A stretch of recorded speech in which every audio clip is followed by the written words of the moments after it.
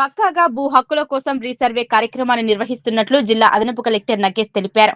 మంగళవారం రామయ్యంపేట మండలంలోని అక్కన్నపేట గ్రామంలో నిర్వహించిన భూభారతి రీసర్వే అవగాహన కార్యక్రమంలో ఆయన పాల్గొన్నారు. ఈ సందర్భంగా జిల్లా అదనపు కలెక్టర్ నగేష్ మాట్లాడుతూ 100 సంవత్సరాల పూర్వం నిజాం ప్రభుత్వం నుంచి 35 నుంచి 40 సంవత్సరాల మధ్య కష్టపడి పనిచేసి భూమి నక్షను రూపొందించడం జరిగిందన్నారు.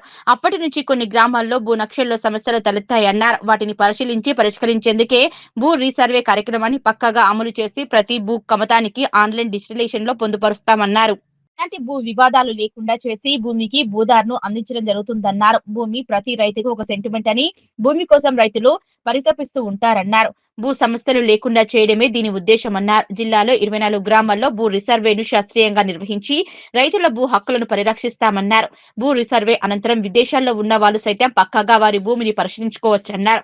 ఈ కార్యక్రమంలో Medak RDO Ramadevi, AD land survey Kishan, DPRO Ramachandraraju, తహసీల్దార్ రజని, గ్రామ సర్పంచ్ యాదగిరి, ఉప సర్పంచ్ ప్రసాద్, రైతులు పాల్గొన్నారు. వసూలు చేయడానికి భూమిని సర్వే చేసి ఖాతా వారీగా నమోదు చేసుకొని రైతుల నుండి శిస్తు వసూలు చేసి దానికి తగ్గట్టు నీరు అనేది అందించేవారు. ఎవ్రీ 50 సంవత్సరాలకు ఒకసారి సర్వే కావాలి. కానీ 100 సంవత్సరాలైనా తెలంగాణ ప్రాంతం సర్వే కాలేదు. ఇంకో విచిత్రం ఏంటంటే భారతదేశంలో ఉన్న అన్ని రాష్ట్రాల్లో సర్వే జరిగింది, కానీ ఆంధ్రప్రదేశ్లో ఉన్నటువంటి తెలంగాణ రాష్ట్రం మాత్రం సర్వే కాలేదు. ఆంధ్రప్రదేశ్లో ఉన్నటువంటి ఆంధ్ర ఏరియా అదంతా మద్రాస్ సంస్థానంలో ఉండే బ్రిటిష్ గవర్నమెంట్ ఉన్నప్పుడు అది కూడా సర్వే జరిగింది. కానీ తెలంగాణ ప్రాంతం ఏదైతే నిజాం ఏరియాలో ఉందో, నిజాం ఆధీనంలో ఉన్న ఏరియా మాత్రం సర్వే కాలేదు. మరద నుంచి విడిపోయినటువంటి మరి నాందేడ్ మహారాష్ట్రలో కలిసినప్పుడు అక్కడ సర్వే అయింది. బీదర్లో మన కర్ణాటకలో బీదర్ కలిసినప్పుడు అది కూడా అక్కడ సర్వే అయింది. కానీ తెలంగాణ ప్రాంతం సర్వే కాలేదు. ఈ సర్వే కాకపోవడం వల్ల ఇక్కడ ఉన్నటువంటి సర్వే లోపాలు, అంటే అప్పుడు ఉన్నటువంటి సంబంధించిన టీపర్స్ కానివ్వండి, నక్ష కానివ్వండి, దానికి ఒక పీరియడ్ 50 సంవత్సరాలు ఉంటుంది.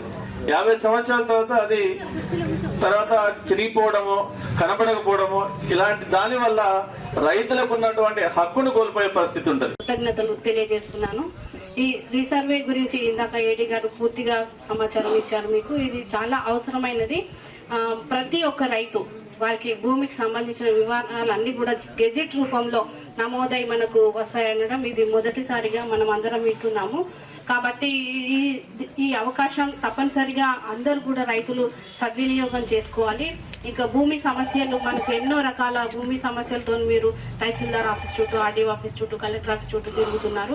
ఈ కార్యక్రమం ద్వారా ఎన్నో సమస్యలకు పరిష్కారం దొరికే అవకాశం ఉంది. కాబట్టి ప్రతి ఒక్కరూ ఈ అవకాశాన్ని సద్వినియోగం చేసుకోవాల్సిందిగా పేరున కోరుతున్నాను. Thank you. సంవత్సరాల క్రితం మనకి ఏవైతే పట్టా పాస్బుక్లు ఉండేనో ఆ పట్టా పాస్బుక్ల వెనకాల మన సర్వే నెంబర్లు మ్యాప్తో సహా ఉంటుండే.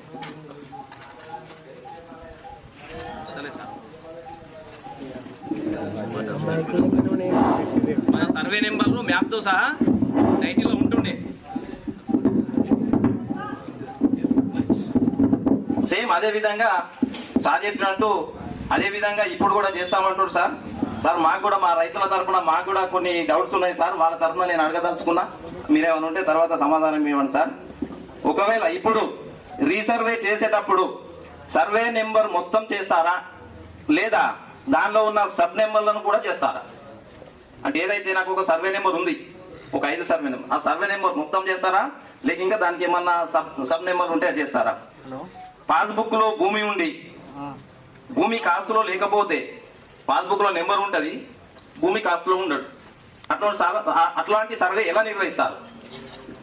భూమి ఉండి సర్వే నెంబర్ పాస్బుక్ లో లేకపోతే, భూమి ఉండి సర్వే నెంబర్ పాస్బుక్ లో లేకపోతే అలాంటి సర్వేని ఎలా నిర్వహిస్తారు? రికార్డులో 2 ఎకరాల భూమి ఉంటుంది అనుకో, రికార్డులో 2 ఎకరాల భూమి ఉండి ఎక్కువ ఉంటుంది అనుకో కబ్జాల, దాన్ని ఎట్లా ఇంకా ఫర్దర్ ఏమన్నా నెంబర్ ఇస్తారా, ఏం చేస్తారు?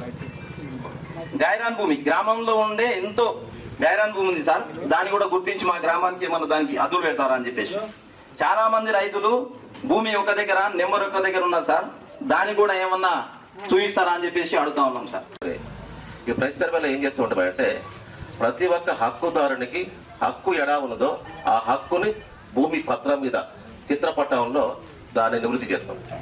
అంటే నీ భూమి ఈ పటం మీద భూమి ఎట్లుంటుందో భూమి కూడా అలాగే ఉంటుంది, అంటే పొజిషన్ ఉంటుంది అన్నట్టు. అంటే రిప్లికా అంటే ఇక్కడ మొత్తం ప్రతిబింబిస్తుంది అన్నట్టు. భూమిని పొలం ఎట్లుంది ఆ పొలం అన్నది చిత్రపటం చూసినట్టయితే ప్రతిబింబించాలి. దాని ప్రకారంగా హక్కుదారులకు మాత్రం ఉంటుంది. ఇప్పుడు మీరు చెప్పే మొత్తం హక్కులలో కొన్ని భిన్నమైన వ్యత్యాసాలు ఉన్నవి, కొన్ని వివాదాలు ఉన్నవి. ఆ వివాదాలకు కూడా పరిష్కారం దొరికే మార్గం ఉంది ఈ సర్వేలో. ఎందుకంటే మన హక్కును తాను నిర్ధారించుకునే సమయంలో మనకు భూభారత చట్టం ఉంది, అంతముడు రికార్డ్ ఆఫ్ రైట్స్ హక్కుల చట్టం ఉంది, భూమి పట్టాదారుల పాస్బుక్లు మరియు హక్కుల చట్టం ఉంది. దాని క్రమంలోనే ధరణ చట్టం వచ్చింది. ధరణ చట్టం తర్వాత భూభారత చట్టం 2025 వచ్చింది మనకు. ఈ 2025 చట్ట ప్రకారం ఎవరైతే హక్కులుగా నిర్ధారించబడ్డారో వారు ప్రతి ఒక్కరికి కూడా వారి భూమి మీద మ్యాప్ ద్వారా ఈ లక్ష్యాలకు తీసుకోవాల్సిన అవసరం ఉంటుంది. కొన్ని ఇప్పుడు తమరన్నారు పట్టాలని ఎవరు పట్టారు, అది వివాదం అన్నది మన కలెక్టర్ ఆఫీస్లో కానీ లేదా తహసీల్దార్ ఆఫీస్ కానీ ఆర్డీ ఆఫీసులో వివాదం కానీ మనకు అయిపోతుంది. ఆటోమేటిక్గా దాన్ని తెంచుకున్న తర్వాత ఇక్కడికి వచ్చేస్తాం మనం. వచ్చిన తర్వాత మీ భూమికి సంబంధించింది దాని కొన్ని కోఆర్డినేట్స్ మొత్తం కూడా రికార్డ్ చేసి అది ఎవరు కూడా తెలుసుకోకుండా. గతంలో మనకు ఈ కోఆర్డినేట్స్ రికార్డ్ చేసే అవకాశం లేదు, మీరు గమనించుంటారు. బహుశా గతంలో మనం ఫోన్ చేయాలంటే ఎక్కడికో పోయి ఫోన్ చేయవలసిన పరిస్థితి ఉండేది.